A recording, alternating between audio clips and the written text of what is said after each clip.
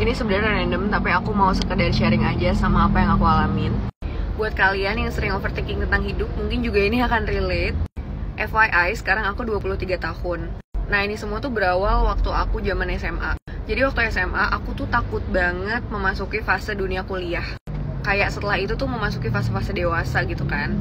Nah, dari sana aku mulai worry tuh sama mimpi-mimpi aku mau jadi siapa, gimana caranya. Sampai aku tuh tanpa sadar akhirnya menuliskan keinginan aku itu di buku. Jadi ini bukan yearly resolution, tapi ini bener-bener aku nulis keinginan aku di masa depan mulai dari jangka pendek, short term sampai long term.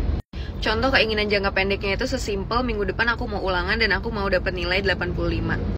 Dan tanpa sadar itu tuh berlanjut terus. Dan sesimpel aku ngeliat pengibaran di TV, pengibaran bendera di istana, dan akhirnya aku tulis aku mau menjadi paskibraka.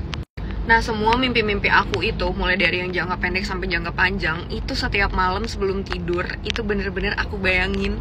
Terus aku ngebayangin aku pengibaran di istana dan lain-lain.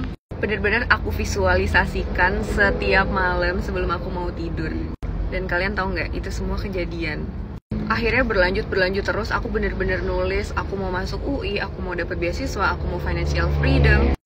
And repeatedly, aku selalu membayangkan itu semua sebelum aku mau tidur. And guess what? Itu bener-bener terjadi lagi.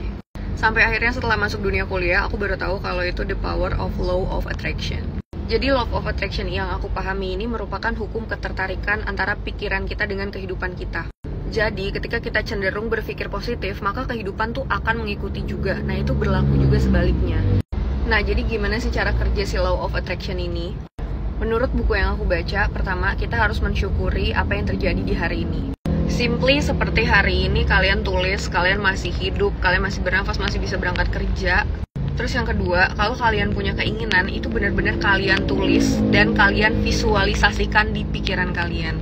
Nah, kalau aku sekarang ini, aku tuh tulis kayak apa keinginan aku dan tujuan aku. Dan kedua, aku juga tulis apa ketakutan aku. Nah, di situ aku betul-betul memvisualisasikan gimana cara aku mendapatkan itu.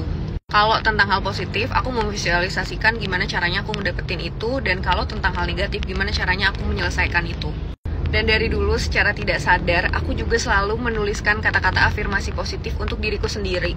Kayak, Desti pasti bisa, kayak gitu. Aku bener-bener self-talk aja tentang mimpi-mimpiku dan tujuanku. Dan alhamdulillah banyak hal bener-bener terjadi secara positif. Jadi saran aku buat teman-teman yang sekarang overthinking, lebih baik kalian mulai belajar untuk coba meluapkan emosi overthinking kalian ke hal-hal yang positif. Tapi selain itu jangan lupa juga untuk terus berusaha dan action, itu kuncinya.